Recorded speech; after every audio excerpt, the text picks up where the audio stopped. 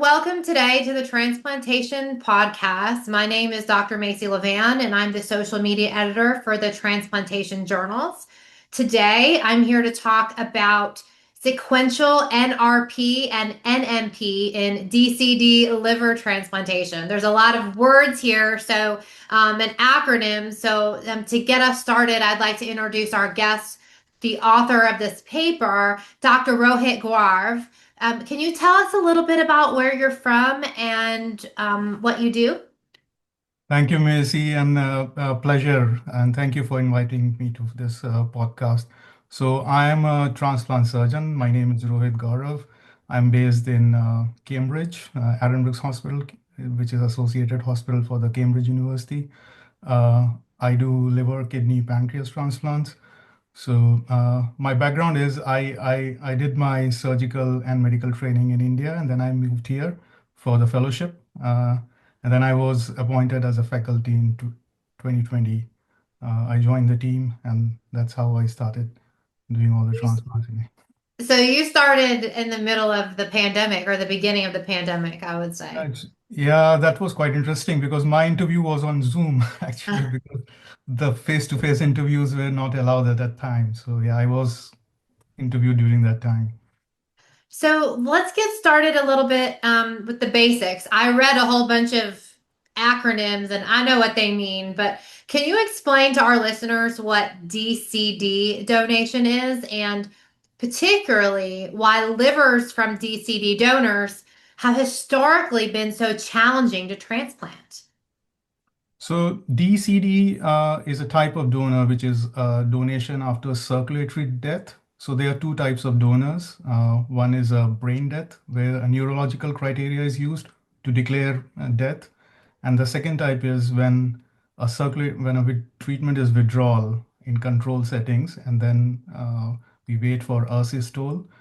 Usually the standoff time is different in different countries. In UK, it's about 5 minutes. I think it's same in US as well. So Yes. after 5 minutes, death is declared by circulatory criteria, and that's how when we can proceed with the donation. So what happens with the DCD donation as compared to DBD is during that withdrawal of treatment, there's a lot of hypotension, hypoxia, anoxia because a donor goes through the death process at that time, and that affects the organ outcomes, especially liver, because liver is less resistant to hypoxia as compared to kidneys, which have a similar result between DBD DCD, but livers get insulted during this time, and that's how the results are not as good as if you compare DBD livers with DCD livers. They are more prone to biliary complications, especially ischemic cholangiopathy, because the artery supply to the bile ducts is mostly arterial, and that's get affected during this process.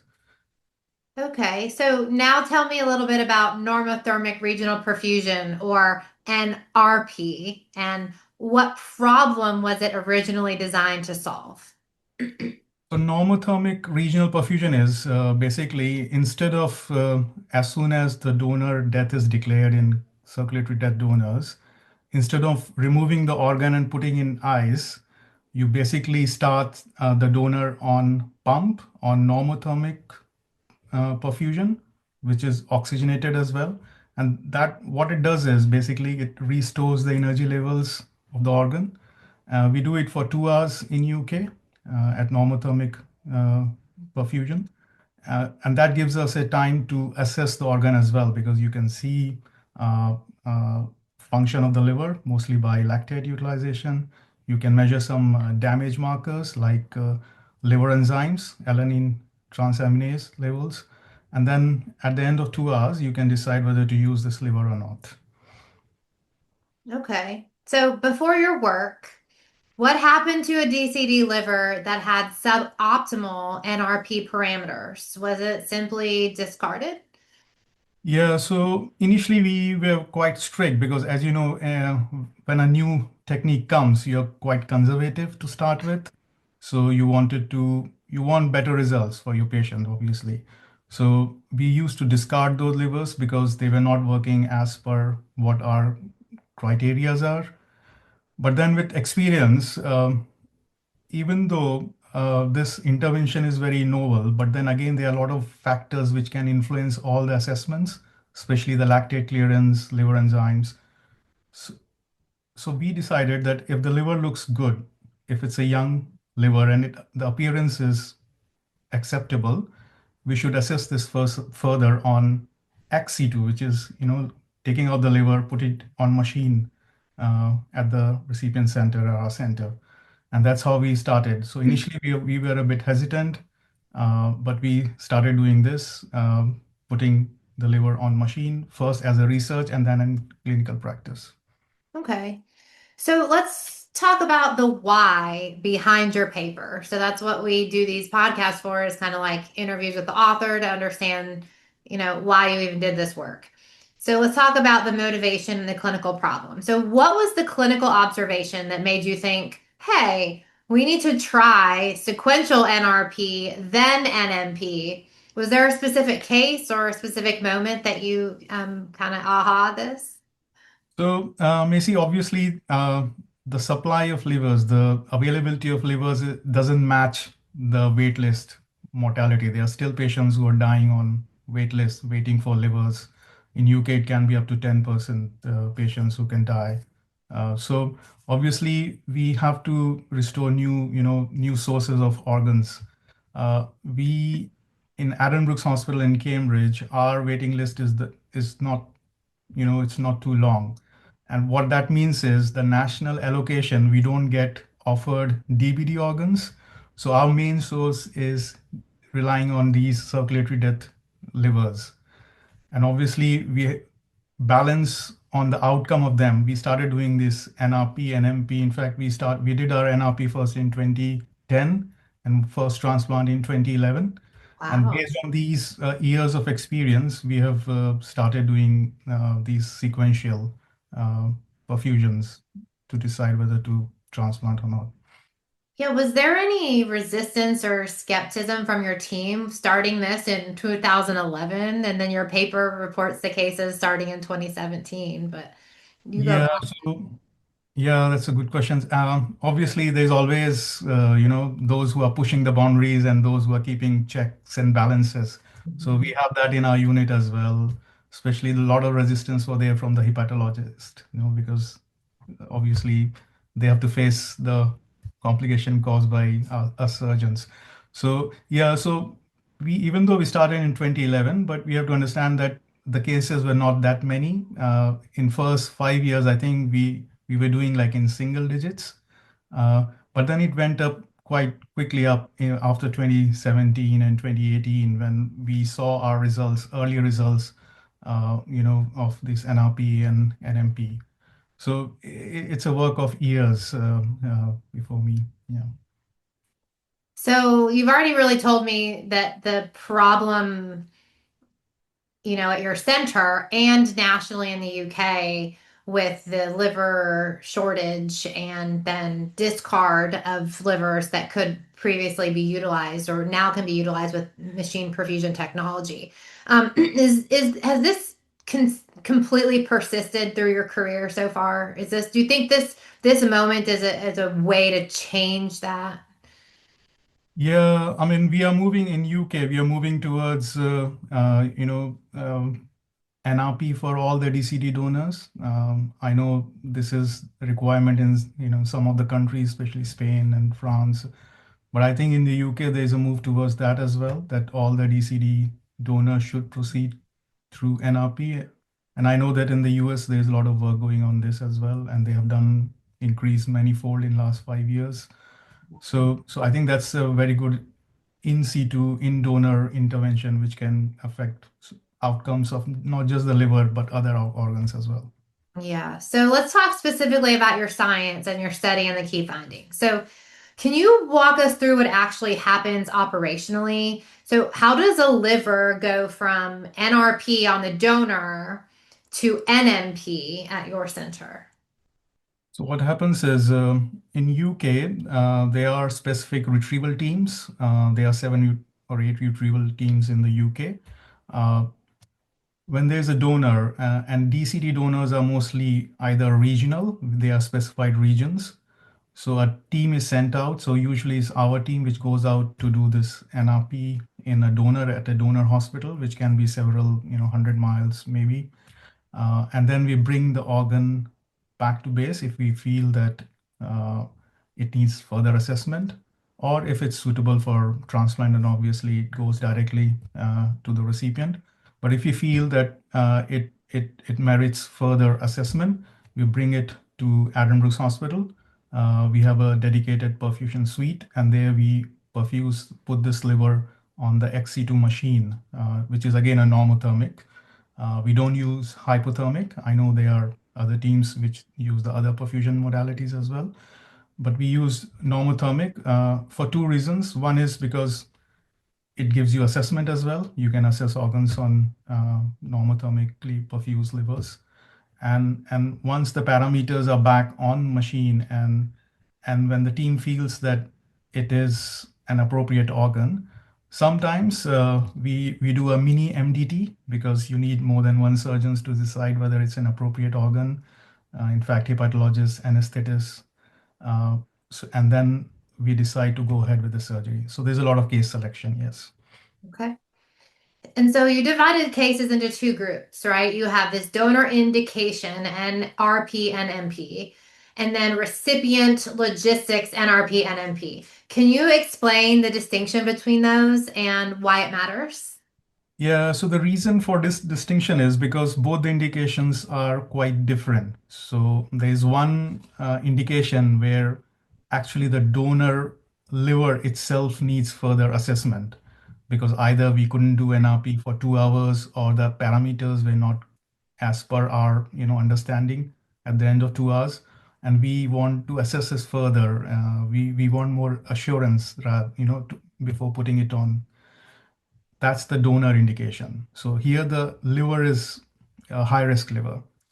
A second indication is a recipient indication. So a recipient can be a retransplant, maybe had a previous multiple surgeries, or they might we want to cut short the cold time. The amount of time a liver can sit in the ice box is limited. So to buy a time, so it's a preservation modality as well. So in these difficult recipients, or you're waiting for a biopsy or theater logistics, in COVID pandemic, ITU were not available. So we had to put livers on machine, or if you're planning for a daytime transplant in a complex patient. So in those patients, the liver is put basically to buy time. Okay. So your headline finding that I could come up with was that two-thirds of livers that failed NRP lactate criteria were ultimately transplanted successfully after NMP. How surprising was that to you?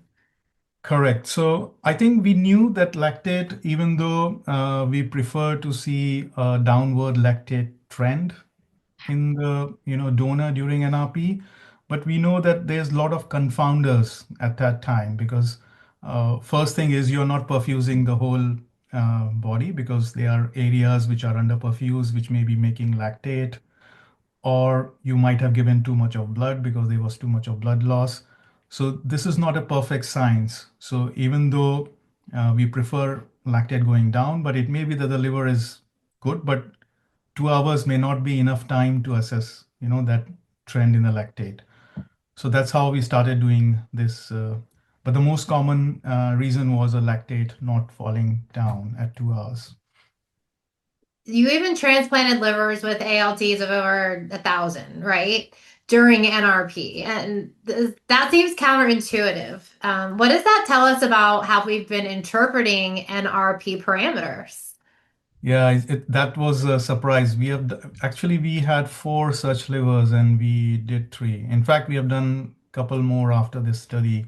So what happened is it's it's a young donor. Yeah, so obviously young donor.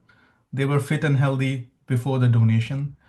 Uh, it looks good during NRP, but the lactate is not doing, or the ALT is, maybe out of our parameters, which we take as 10 times the normal level of 500 units, per liter. That's what our cutoff is. Some of the countries, specifically when they do uncontrolled, they take 1,000 as cutoff. But I think ALT above 1,000, accepting it is a rare thing. But because they were young donors, liver looked good. We thought that why not, assess it further on NMP, and obviously they met our criteria. So, and that's how we ended up transplanting. But we When have you burnt our fingers as well. when you say your criteria, are you talking about a center criteria or are you talking about a country criteria? It's just so for national allocation policy. Yeah, so this started as our center criteria, but now this criteria is a national protocol. So now there's a national NRP protocol in UK. All these parameters which are assessed during donation, they are filled in a passport. Basically, it's a paper where all these parameters are filled, and that travels with the organ to the recipient center.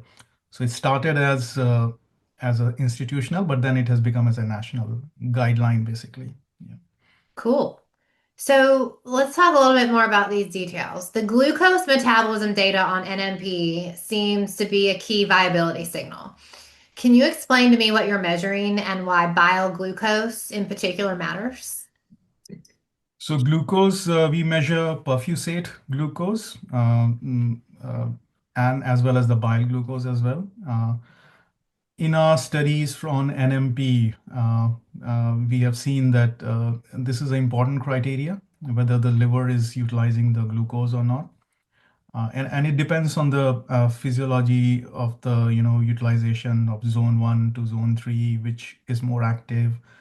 Uh, and we have seen that the usually after hour or two, usually the glucose declines because the liver starts has converted all the lactate into glucose first, and then it's storing as glycogen, and that's how it drops.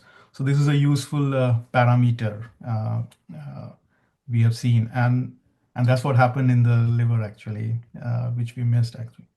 Okay. So let's talk about the one case that didn't go well. Some of the lessons learned from primary non-dysfunction. So you had one case of primary non-dysfunction. You want to walk us through what happened and what were the warning signs that maybe in retrospect might have you acted differently on, or what can you teach us about this approach or limits to this approach?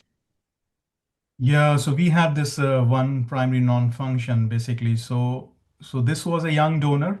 Obviously, liver looked pristine, but it didn't work that well on NRP.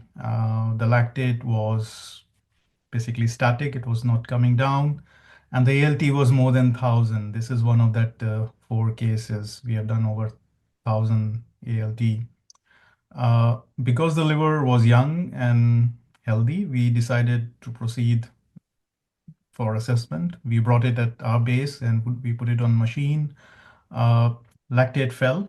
Uh, the one thing about lactate is because it's a closed one organ system, even few hepatocytes can metabolize lactate very quickly. So you don't need that many functioning liver to metabolize lactate. So it's a very sensitive thing. So the lactate came down. ALT on machine was, I think it was at the upper level of what we usually accept. We usually accept 6,000. It was at that level. The one thing which we missed was the glucose. It started with a low glucose. We gave a challenge to a bolus glucose to challenge the liver.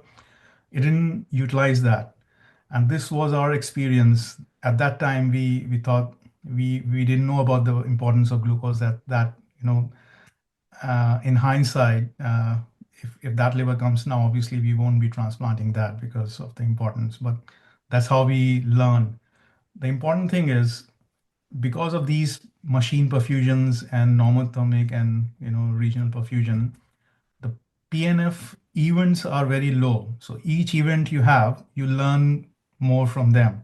They are Sure. very rare events now for a single center to learn. So I think more collaboration with the reasons of PNF in these machine perfusion organs will be good. Okay. So let's talk now about the outcomes and implications and sort of what does your data mean? So I want to talk about the early outcomes. So EAD rates and AKI were worse in the sequential NRP NMP group compared to NRP alone. yet 3-year survival was equivalent. So, how do you reconcile that in terms of an early outcome with EAD and AKI? That's correct, Macy. So what happened is obviously the early outcomes, if you compare the sequential versus standalone NRP, is worse. But then we have to consider either it's a high risk donor or it's a high risk recipient. So these are, it's a combination of two which where we are using. And even though this was higher, but if you compare with the standard DCD, where none of these techniques are used, they are much better than that because it's worse in them. But that doesn't translate to the long-term survival because you see the results are pretty similar actually if you see the graft survival and the patient survival. So yes, they do struggle a bit initially in the post-transplant period, but the long-term results is similar uh, as the outcome. Okay. So, notably, none of the non-anatomastic strictures, I'm not probably even saying that right, in your sequential group required any intervention. That's really remarkable, right? Given how feared NAS is in DCD transplantation. So, what explains that? And maybe you can pronounce it better than me. It's known by different names. Yeah. So NAS basically is the Achilles heel in DCD liver transplantation because this was the main thing which was keeping DCD liver transplant, not growing. Uh, in all the NRP data from all the countries, whether it's Spain, UK, US, if you see they have very low NAS incidence. In Okay. fact, many papers say 0%, which is not possible in medical science. 0% is, it's difficult. So yeah, so rates are very low. In our cohort, the one with the sequential, we saw around 6% NAS.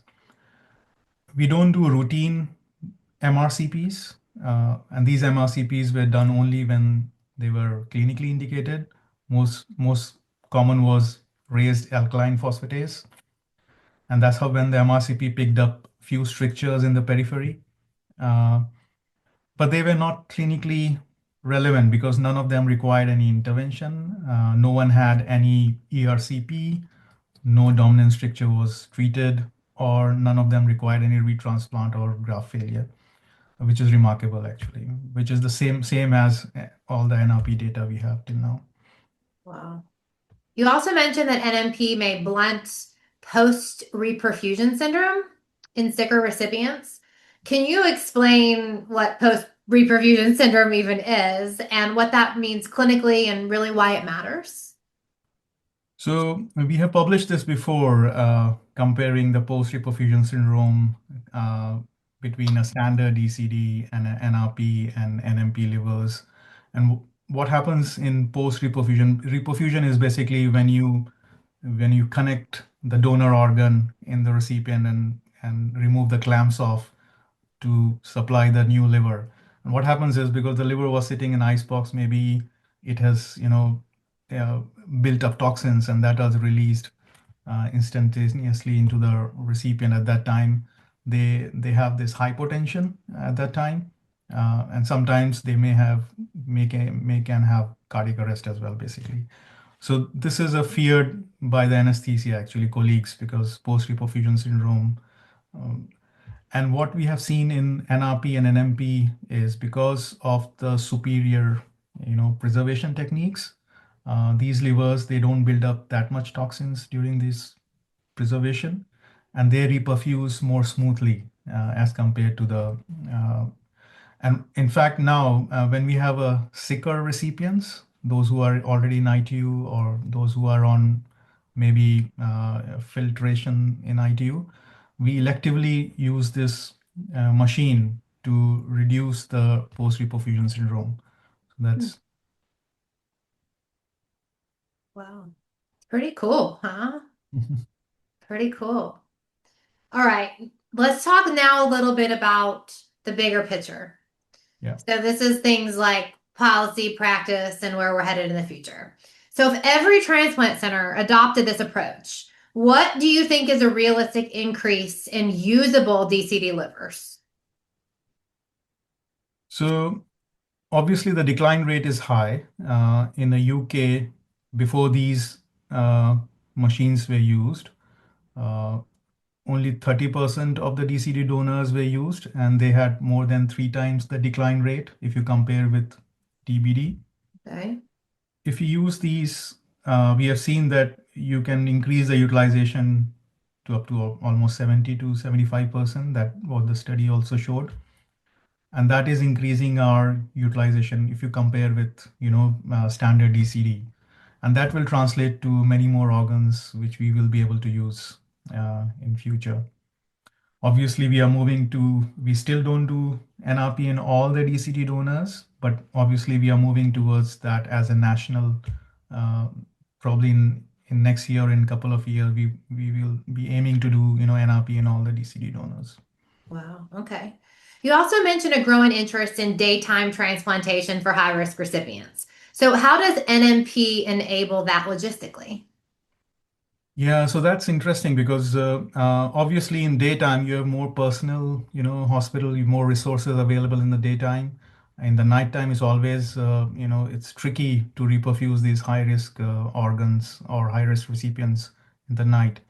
Uh, so now what we do is if the organ, if we feel that the recipient is a high risk, and if the organ is arriving after, say, maybe late night or early morning, we put it on machine, and then we electively start. If it works well on the machine, we start, at 8 a.m., 7 a.m. Start. And basically it's driven by anesthesia team as well, because my anesthetic colleagues, they usually like, doing on these high risk recipients where you have more, uh, assistance available. Your center doesn't use hypothermic machine perfusion.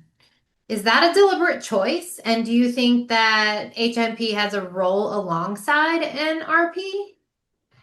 So yeah, we don't do hypothermic. It's not. It's a historic. It's not by choice. We have always done normothermic perfusions.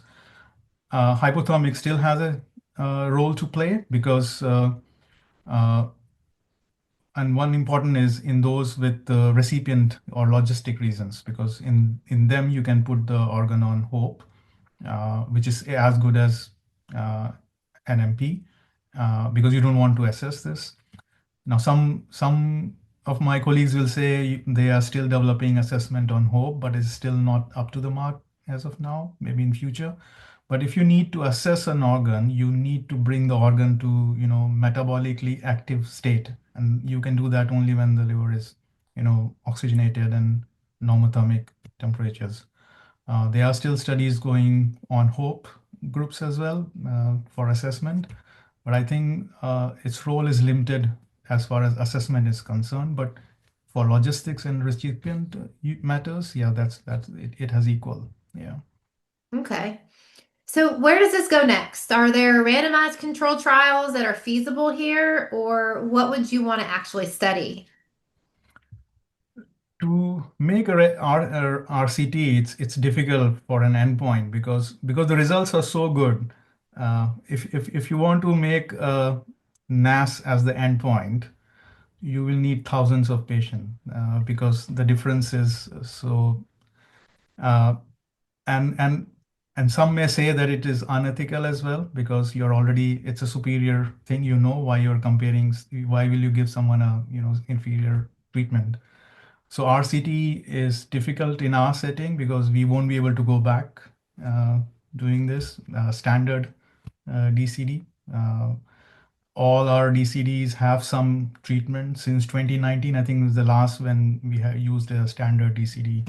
We have not done any standard since then. So I don't think we will be going back. So RCT is difficult, but then there are a lot of studies on NMP because it's a platform where it's a good intervention. You can do a lot of research. You can modify organs. You can gene therapies and all those things. I think that's what will come in future for sequence. But we won't be doing RCT comparing to standard DCD. Okay. All right, now I have a couple personal questions for you. So, is there a patient case from this series that stays with you, like one that represents why this work matters so much? Uh, I remember still this some of the livers with more than 1,000 ALT and a lot of discussions whether to use or not use, and then going back to the basically open discussion with recipients that this is a good liver, looks good, young, Mhm. but we have doubts whether you want to go ahead. I think it's the on the recipients, they understand that they want to take these risks because they understand. So I think talking with the recipient, if you tell them all the details, they are quite open to undertake all these, risk. And I think those moments where all the discussions and all those things are quite critical. Really, just the communication with the patients and sometimes the uncertainty, talking about uncertainty is Yeah, okay. because you are telling someone things which you are not sure yourself, and then you have to take them into confidence. So Right. those sort of things, yeah. Very important. That's a big part of my work. I love that piece. So, what would you say to a transplant surgeon at a center that isn't yet doing NRP, NMP, who's skeptical about complexity or even the cost? If you come, I'll come to the cost first, and then so cost. If you compare basically the cost of keeping a recipient on a wait list with repeated hospital admissions, all those, and then after surgery, dealing with all the complications, especially the biliary complications, that is the cost we are comparing against these machine costs. In UK, we do back to base perfusion. Basically, we don't carry the NMP to the center, which is done in US actually, which is more costly than back to base approach. Hmm. So it's a different, setup. But for us, if you compare cost of the intervention with NRP and NMP, is much cheaper than treating a patient with repeated hospital admissions, repeated ERCPs, MRCPs, and all those things. So comparison is quite straightforward. Mhm. And then you said if a new surgeon wants to do these things, I think the results are so compelling if you see, and if you have, if all your donors are DVD, I will say, yeah, just keep on doing DVD. But then if you're struggling with your waitlist mortality and your waiting list is going up, I think it's better to use these interventions and increase your donor pool. And they do require a bit of logistics, but once you get used to doing all these things, I think it's much straightforward than managing all the complications. Yeah, of course. All right, last question for you. What's the one thing that you want listeners to take away from your paper? I think the one thing which I said that these obviously there is a lot of skepticism, like whether these sequential, because these are all high risk donors, and whether you want to proceed with them or not. I think you need to make a case selection because you can't put a high risk liver in a high risk recipient. So you have to match that as well. So case selection and all those things are important. And they can give you a good results if you have done, better matching, better case selection according to that. Yeah. Fantastic. Well, thank you, Rohit, for spending some time with me. The paper Sequential in situ normothermic regional perfusion and ex situ normothermic machine perfusion in controlled donation after circulatory death in liver transplantation, a retrospective single center experience. It's a lot of words. That paper is now available live in the Transplantation Journal, and you can check that out along with this podcast. To all of our listeners, thank you so much for taking the time to meet with me today and to share your behind the paper insights. It's Macy Levan with the Transplantation Podcast. Thanks so much. Thank you, Macy.